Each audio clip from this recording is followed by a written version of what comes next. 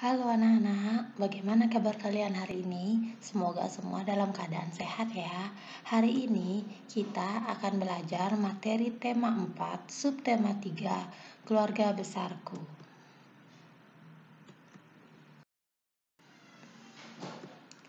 Apa yang kita akan pelajari hari ini? Kita akan belajar yang pertama tentang keberagaman karakteristik individu di rumah. Yang kedua, memperkenalkan anggota keluarga. Yang ketiga, membuat karya ekspresi dua dimensi. Yang keempat, melakukan pengukuran panjang benda dengan satuan tidak baku. Nah, untuk materi yang pertama adalah PPKN, keberagaman karakteristik individu di rumah. Nah, di subtema 3 ini kita akan belajar tentang keluarga besar.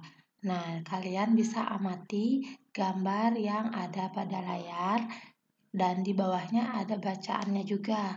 Bu Guru akan bacakan bacaan yang ada pada layar. Kalian amati gambar dan dengarkan. Aku memiliki keluarga besar. Ada kakek dan nenek, ada paman dan bibi. Aku juga memiliki sepupu. Kakek adalah ayah dari ayah atau ibu kita. Nenek adalah ibu dari ayah atau ibu kita. Paman adalah saudara laki-laki ayah atau ibu kita. Bibi adalah saudara perempuan ayah atau ibu kita. Sepupu adalah anak paman atau bibi. Nah, jadi kalian harus selalu ingat perbedaan dari kakek, nenek, paman, bibi, dan sepupu. Nah, siapa saja yang termasuk anggota keluarga besar? Nah, anggota keluarga besar artinya semua anggota keluarga ya. Yang pertama itu ayah, ibu, anak, kakek, nenek, paman, bibi, dan sepupu. Itu adalah anggota dari keluarga besar. Jika di subtema 1 kalian belajar tentang keluarga inti atau keluarga kecil yang terdiri dari ayah, ibu, dan anak. Nah, di subtema ini kita belajar tentang keluarga besar. Berarti ada kakek, nenek, paman, bibi, dan sepupu. Nah, untuk mempermudah kalian untuk memahami siapa saja anggota keluarga besar, kalian bisa lihat melalui silsilah keluarga. Apa itu silsilah keluarga? Silsilah keluarga adalah suatu bagan yang menampilkan hubungan keluarga atau disebut juga dengan silsilah dalam suatu struktur. Untuk anggota keluarga yang paling tua, namanya ditulis paling atas, lalu dilanjutkan nama anak dan cucu. Mari kita lihat contoh bagan silsilah keluarga Udin. Nah, Bu Guru akan berikan contoh bagan silsilah. Jadi kalian perhatikan dengan baik. Nah, di sini Bu Guru akan menjelaskan silsilah keluarga Ibu Udin. Ibu Udin bernama Fatima, memiliki ayah dan ibu. Yang di atas ini kita akan tulis kakek Udin dari ibu yang bernama Jamal. Lalu ada nenek Udin dari ibu yang bernama Nani. Mereka memiliki 3 orang anak, termasuk Ibu Udin. Di sana ada kakak Ibu Udin bernama Ismail. Dari namanya kita sudah langsung tahu bahwa ini adalah seorang laki-laki.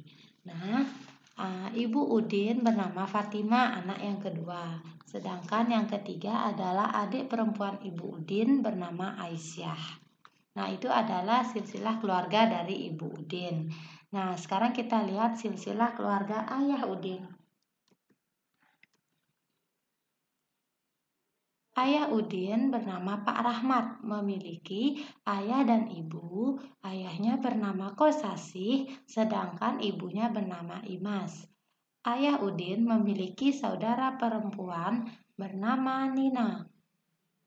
Nah, bibi dari Udin ini memiliki suami yang bernama Ranto. Nah, sekarang kita ambil ibu Udin dan ayah Udin.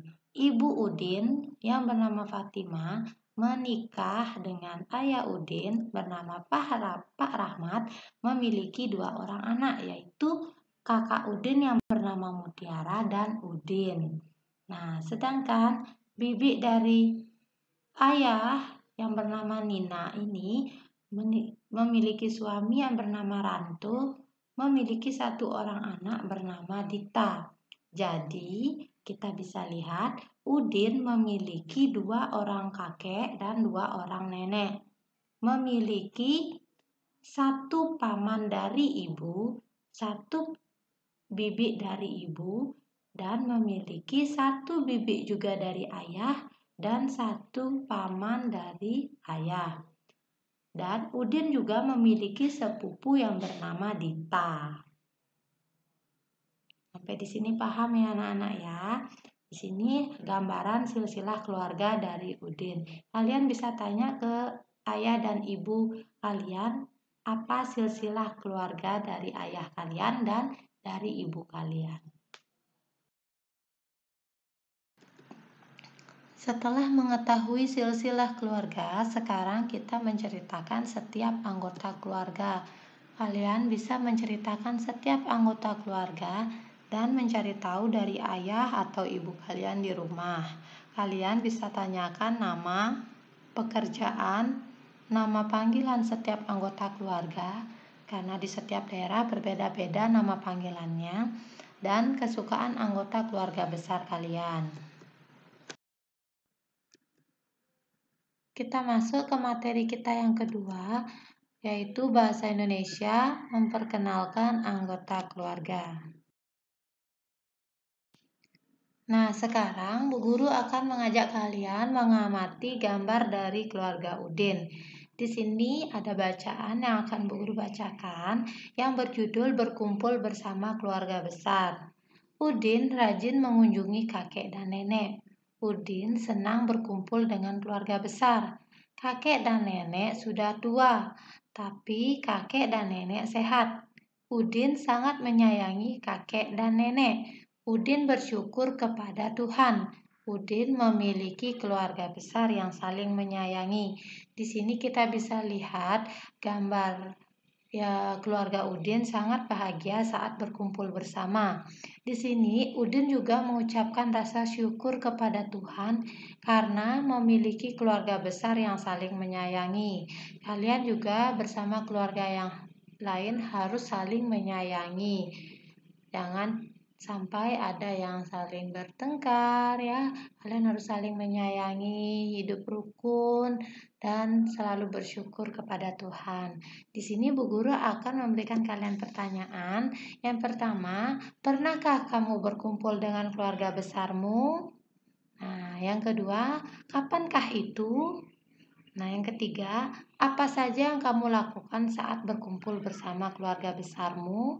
Nah, kalian bisa berbagi pengalaman bersama anggota keluarga besarmu, berkumpul bercerita tentang pengalaman kalian. Nah, kalian juga bisa menceritakan mengenai pengalaman bertanya kepada salah satu anggota keluargamu. Yang kalian bisa tanyakan adalah yang pertama, kalian tanya siapa nama yang kalian tanya. Kakak atau kakek kalian atau nenek kalian tanya namanya siapa. Nah, yang kedua, apa nama panggilannya di keluarga? Di setiap keluarga itu, di setiap daerah juga itu berbeda-beda nama panggilannya. Yang ketiga, apa pekerjaannya? Yang keempat, apakah beliau sudah berkeluarga? Yang kelima, siapa saja anggota keluarganya? Nah, kalian bisa tanyakan itu kepada salah satu anggota keluarga besarmu. Nah, untuk materi kita yang ketiga yaitu SBDP, membuat karya ekspresi dua dimensi. Nah, sebelumnya Bu Guru akan jelaskan dulu apa itu karya ekspresi dua dimensi. Nah, karya ekspresi dua dimensi adalah karya seni berupa gambar. Sedangkan karya ekspresi tiga dimensi adalah karya seni yang berupa bentuk benda dan ada wujudnya. Jadi perbedaannya, kalau ekspresi dua dimensi adalah berupa gambar, sedangkan tiga ekspresi adalah berupa wujud atau berupa bendanya. Nah, di sini keluarga besar pasti memiliki foto bersama. Apakah keluarga besar memiliki foto bersama? Nah, di sini Udin sedang menggambar keluarganya. Udin menggunakan alat dan bahan menggambar. Apa saja alat dan bahan untuk menggambar? Nah, di sini di materi ini kita akan belajar menggambar dengan cara mencetak. Nah, alat dan bahan untuk menggambar dengan cara mencetak yaitu yang pertama, siapkan buku gambar, yang kedua pensil, ketiga cat air, yang keempat alat mencetak dari bahan alam seperti tangkai daun kamboja dan pelepah pisang. Nah, ini kalau kalian tidak tahu, kalian sudah Ibu berikan gambarnya. Kalian bisa ambil tangkai daun kamboja satu saja dan pelepah pisang satu saja. Nah, di sini Bu Guru berikan langkah-langkah membuat gambar dengan cara mencetak. Yang pertama, kalian buat dulu gambar terlebih dahulu dengan tema keluarga besar. Kalian bisa gambar salah satu saja, boleh salah satu anggota keluarga besar. Kalian gambar satu saja. Lalu yang kedua, siapkan cat air dan alat mencetak. Alat mencetak yang sudah Bu Guru jelaskan tadi. Yang ketiga, setelah sudah ada gambar, sudah siap cat air dan alat mencetak, kalian warnai dan hiaslah gambar tersebut menggunakan cat air dan alat mencetak. Hiaslah sekreatif mungkin. Kalian bisa menggunakan alat mencetak itu dengan cara memasukkan tangkai daun kamboja atau pelepah daun pisang ke dalam cat air. Kalian tekan-tekan di gambar kalian, tapi jangan ditekan berulang kali. Kalian tekan di mana saja boleh sesuai yang kalian mau hias. Jadi dia akan muncul seperti ini. Nah, kalian bisa tekan batang dari daun kamboja atau pelepah pisang tersebut. Nah, kalian bisa hias bajunya atau hias halamannya, halaman rumahnya atau apa saja. Yang penting kalian menggunakan alat mencetak bahan alam tersebut. Nah, kita masuk ke materi kita yang terakhir yaitu matematika, melakukan pengukuran panjang dengan satuan tidak baku. Nah, apa itu alat ukur tidak baku? Dalam pengukuran, untuk mendapatkan nilai ukuran dari suatu benda, kita dapat menggunakan alat ukur baku dan tidak baku. Alat ukur baku adalah alat ukur yang digunakan untuk mengukur benda dan hasilnya sudah pasti. Nah, di sini alat ukur baku contohnya adalah misalnya meteran, penggaris. Itu adalah alat ukur yang baku. Jadi jawaban dari panjang suatu benda itu sudah pasti. Sedangkan jika alat ukur tidak baku, itu alat ukur yang digunakan mengukur suatu benda secara sederhana. Dan di sini hasil pengukuran yang dihasilkan pun akan berbeda-beda dan tidak pasti karena alat ukur yang digunakan tidak baku. Berbeda dengan alat ukur baku, hasilnya sudah pasti. Jika panjangnya 20 cm, ya 20 cm. Diukur menggunakan penggaris atau meteran. Sedangkan kalau diukur dengan satuan tidak baku, jawabannya setiap anak akan berbeda-beda karena alat ukur yang digunakan juga tidak baku, ya. Di sini bedanya berarti alat ukur baku itu adalah jawaban pengukurannya adalah pasti, sedangkan alat ukur tidak baku hasil pengukurannya tidak pasti, berbeda-beda setiap orang. Nah, sekarang kita masuk ke materi selanjutnya. Nah, satuan tidak baku yang digunakan mengukur itu apa saja sih? Di sini ada dua, menggunakan anggota tubuh dan menggunakan benda. Yang pertama kita gunakan anggota tubuh itu apa saja yang bisa kita gunakan. Nah, ada jengkal tangan, ada depa dan kaki. Untuk yang kedua, menggunakan benda, kalian bisa gunakan tongkat, lidi, dan batang korek api. Ingat ya, ini untuk mengukur panjang. Jadi kalian bisa gunakan dua cara, menggunakan anggota tubuh, yaitu jengkal, depa, dan kaki. Yang kedua, menggunakan benda, tongkat, lidi, dan batang korek api. Jadi hasil pengukuran setiap orang akan berbeda-beda karena yang digunakan adalah satuan tidak baku. Nah, di sini Bu Guru akan berikan contoh gambar cara mengukur menggunakan satuan tidak baku. Nah, di sini pada gambar anak itu menghitung atau mengukur panjang karet itu menggunakan jengkal tangannya, berarti dia menggunakan anggota tubuhnya. Jadi, setiap orang akan menghasilkan hasil pengukuran yang berbeda-beda karena jengkal tangan anak-anak akan berbeda dengan jengkal orang dewasa. Jadi, hasil pengukurannya juga akan berbeda-beda. Nah, di sini adalah contoh cara mengukur menggunakan anggota tubuh. Sedangkan cara mengukur menggunakan benda di sini adalah batang korek api. Yang akan kita ukur panjangnya adalah pulpen. Kalian bisa lakukan di rumah ya. Pulpen kita taruh, lalu kita ambil batang korek api cukup satu saja atau boleh lebih.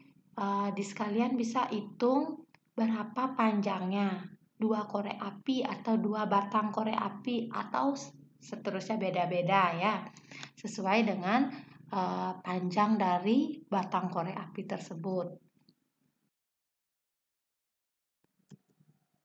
Nah, sekian materi dari Ibu. Terima kasih kalian sudah menyaksikan videonya. Jangan lupa selalu belajar di rumah. Sampai jumpa di pembelajaran selanjutnya. Jangan lupa selalu menjaga kesehatan, pakai masker jika berpergian, selalu mencuci tangan, dan menjaga jarak supaya kita selalu sehat dan terhindar dari COVID-19. Sampai jumpa.